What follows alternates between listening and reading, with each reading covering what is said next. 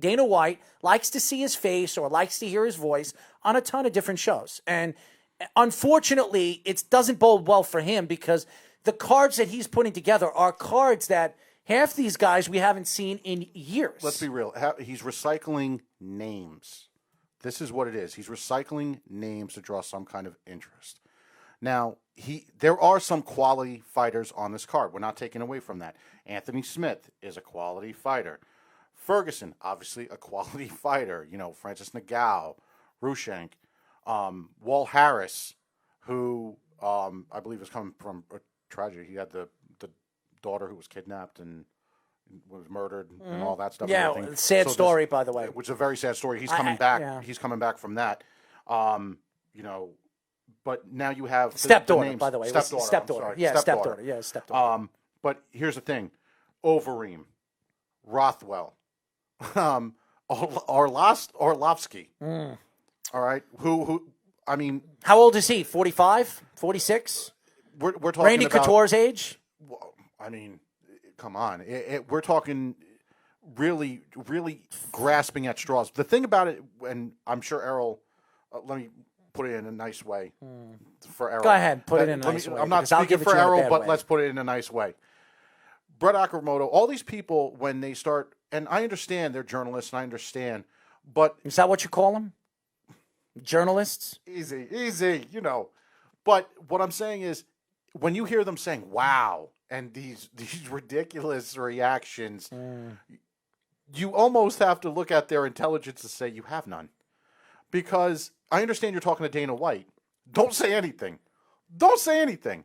Because if anybody thinks that this fight card is really that good, you really don't know the sport. I'm sorry. And I'm not saying, oh, well, we just want to watch fights. Okay, we're not experts and such and da-da-da-da-da-da. That's fine. You're not an expert. That's fine. But you want to see something quality. You don't want to see, ultimately, what this would be the equivalent to is, would you say, if this was boxing, would you say that this is the equivalent to seeing a 50-year-old Pacquiao going against a 20-year-old Mayweather, if that was possible? I wouldn't even That's compare. how landslide, that's how much of a mismatch these fights are. And let's be real, mismatches don't help anybody. Mismatches don't help the fighters.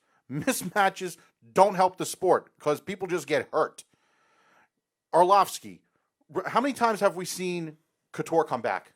Randy Couture? Liddell. Yeah. Liddell just came back, a year and a half ago to fight Ortiz? Right, and that was on that De La was Hoya. a joke. Yeah, I would rather see De La Hoya come out from retirement and fight Chuck Liddell BJ Penn in an MMA fight. BJ Penn just retired a few weeks ago, officially again. My God, I love BJ. But you know what I'm saying. There's a point where you go to the well, went to the well too many times. Rothwell, he had a nice career, IFL and everything. You know what I mean? We're talking about some. Didn't Weidman beat him or something like that? And he hasn't fought since then. Was it Weidman that beat him? Rothwell? No. Who beat Rothwell? And he hasn't fought Frank since. Mir? Somebody beat Rothwell, and he hasn't fought. Oh, Rothwell, the heavyweight. The heavyweight. But yeah. No, you're absolutely right. He came. It was probably about a year and a half ago. He took a fight against another veteran, but a stronger veteran and somebody who wasn't that far down, wasn't as old as him, and just cleaned him out. So the same thing with Arlovsky. Arlovsky has come back, or tried to come back, because he's a name. Arlovsky has had amazing He's fights. been a name for 20 years. I mean, let's be real. He had a trilogy against Tim Sylvia. 20 years. Tim Sylvia. Sport.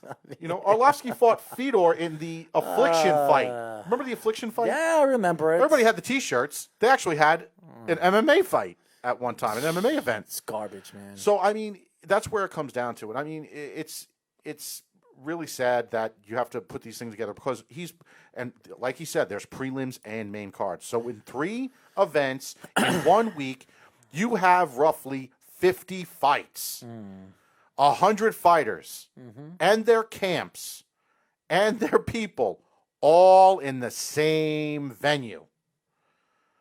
I don't know. Risk?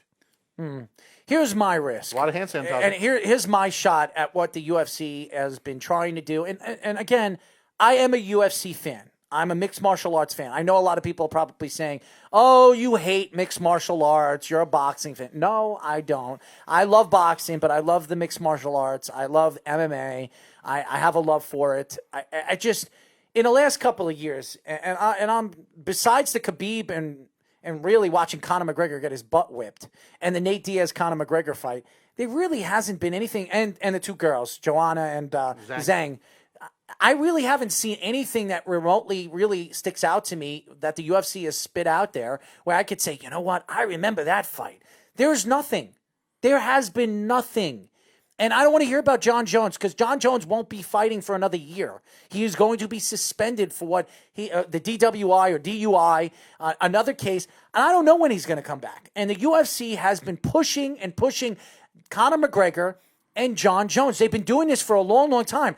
It's about time where they can find somebody else that they could push. We mentioned some guys last week or 2 weeks ago that we would put in our forefront and try to promote these guys to put them as the next superstars in the UFC. It's just not going to happen right now because Dana White wants to drain as much as he can get out of Conor McGregor and John Jones. Now, I do want to read this story. Donald Cerrone wants to become the first UFC fighter to fight 3 times in 1 week. UFC welterweight Donald Cerrone says he wants to become the first fighter in UFC history to fight 3 times in 1 week. Cerrone takes on Anthony Pettis in a rematch at UFC 249 next Saturday night at Jacksonville, Florida. Living up to his anywhere, anytime mantra, Cowboy took the fight against Pettis on a short notice. Why am I not surprised when he got practically shoulder knocked out by Conor McGregor? Okay, so, and yes, I don't care what anybody says, oh, he got caught with the knee. The real truth is he went to his knee. He lost the fight because he was getting paid to lose that fight. Anyways. Oh, the fix was in? Yes, the fix was in. Pettis on a short notice in effort to help the UFC save UFC 249. Now, let's be honest. And I love Donald Cerrone. I think he's a tough guy. He's been a tough guy in the sport for a very long time. After that fight with Conor McGregor, I don't want to see him anymore. I have no interest in watching Donald Cerrone fight anybody anymore because it was embarrassing. He embarrassed himself. He embarrassed his training organization, whoever he's training with. He practically embarrassed his gym. Okay? And the fact that he is doing it to try to push and try to fight the pandemic of coronavirus is not, it's not to me a highly profiled personality to put that on the card, because to me, Donald Cerrone has fought. When was the last time he fought? What was it, 3 months ago, 2 months ago when he got knocked out? Conor. Yeah, it was 2 months ago. He's going back into a ring and he wants to fight 3 guys. He wants to make money. That's a fact here. I think he only has 3 more fights left on his. He wants to make money. So. That's it. It's all about money. It has nothing to do with he wants to be the first person, because he'll be the first person to be knocked out by all 3 guys in my eyes. Well, you want to know something? He'll beat Pettis. I think he'll beat Pettis. Yes, he'll beat Pettis. He's supposed to fight Anthony Pettis, which Anthony Pettis, other than another washed-up fighter, other than beating Stephen Thompson with that, as we would call, as Jeff would say, a puncher's chance. I mean, he was losing that fight, and then he came out of nowhere and knocked Stephen Thompson completely out. You know, he was stiff. But with that being said, Cowboy, you know, he's a big fan favorite. He's gonna bring in some kind of interest. He will. You know, Anthony Pettis, the only thing that Anthony Pettis is really known for, I'm sorry to say, because he did have a nice little run when he was a lightweight champion in the UFC after he came over from WEC, was that cage kick of Ben Henderson in WEC. Or WEC. That's the thing that Pettis is really known for. Pettis is also, I would say, on his way towards retirement. These guys stick around way too long, and unfortunately, they hurt their legacy. We've talked about it. I think it comes up in conversation anytime you see a veterans like this, guys that have been around for so long, so many fights. They all start damaging, as you would say, their legacy. Do they care about their legacy? I'm sure they care about paying their bills more. That's why they do it. But when we see the amount of fights that they're trying to recycle these names in these fights, it's insane. That's why when you said instead of building up the talent and building up the prospects. The last show that we had, after the show, I brought up a name to Errol. The kid's name is Sadiq Youssef. He fights out of Lloyd Irving. Remember? Mm-hmm. We sat here and watched his all last his fights. We watched all his fights. And even his last fight, the fight, he actually fought in that free fight in Brazil that had nobody there. He went against Andre Fili. It was a great 3-round fight, and it was a dominant 3-round fight. This kid, he's in, forget it. The kid is on his way up. You're going to hear this kid's name. Sadiq Youssef out of Nigeria. Great fighter. Now, we have people on Instagram, and I'm watching who are the top 5 fighters right now in the UFC. And to me, I don't know who the top 5 fighters in the UFC is right now because first of all, we haven't seen fights in over a month. And if you would put you put John Jones as number 1, Khabib as number 2, I wouldn't even put Conor McGregor in my top 5. You would or wouldn't? I wouldn't. No, I wouldn't either. I wouldn't. If you're talking about just give your top 5 right now. Give my top 5? Top 5 right now. I'm telling you right now, I'm throwing a woman in there. I'm definitely throwing a woman in there. Go ahead. Give it the top 5s. John Jones, obviously. Yes. Okay. Khabib, number 2. Khabib is in there. He's number 2. Tony Khabib's Ferguson's in the top 5. Stipe is in there. Mm-hmm. Okay. Stipe is definitely in there. The heavyweight champion, yeah. Valentina's in there. And probably rounding it all out, I'd go Ferguson at 5. I would actually go Usman. You go to Usman? I would go to Usman. I go Ferguson. Ferguson's won 8 fights in a row, and I do believe he will beat Khabib if he ever fights Khabib, if it ever happens. But Ferguson has always been a guy that people have doubted over the last couple of years. But and if you know the story behind Ferguson, Tony Ferguson is a nut job. We all know he's crazy. The guy is nuts. Okay, we all know what he did with his wife and his kid. I mean, he's really the laughing stock of MMA because if you hear the story, he believes that there are aliens here in the world, and he believed that supposedly the story came out that he saw something and it scared him, and he stopped in the middle of a highway in his car and left his daughter and son. Is it his daughter and son? I mean, his wife and his son in the car, and he jumped over the, what's that thing called? The medium, and started running, screaming that there are aliens that are going to attack us. He did a Ricky Bobby, just except for fire. He wasn't on fire. He saw aliens. That's what it was. He was running.